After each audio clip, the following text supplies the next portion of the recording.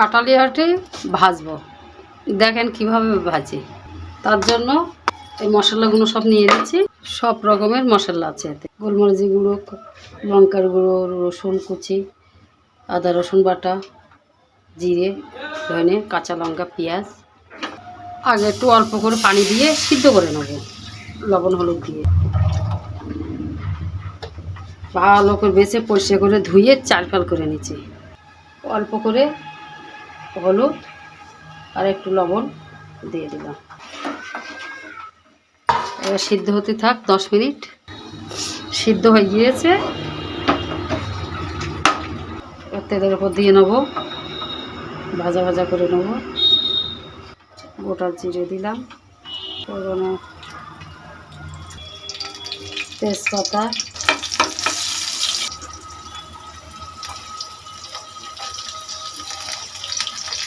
রসুন কুচি দিলাম।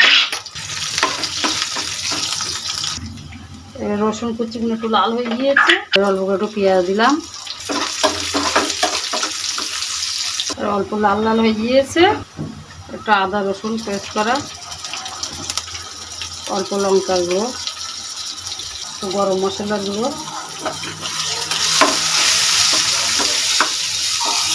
একটু হলুদ দিয়ে দিলাম। ওতে লবণ দেওয়া আছে, তাও অল্প একটু লবণ দিলাম। দিয়ে একটু নাড়াচাড়া করে কাঁঠালের আঁচগুলো গ্রেভি দিলাম।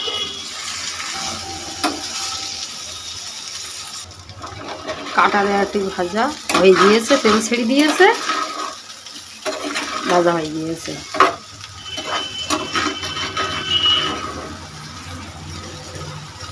দেখো বন্ধুরা, কাটালিয়াটা ভাজা হয়ে গিয়েছে, কত সুন্দর হয়েছে। যাদের না খেতে ইচ্ছা করে তারাও এরা করে একদিন খেয়ে দেখবে কেমন হয়, কেমন হয়েছে বলবে। আর এরকম রান্না করে একবার খেয়ে দেখবে কেমন হয়।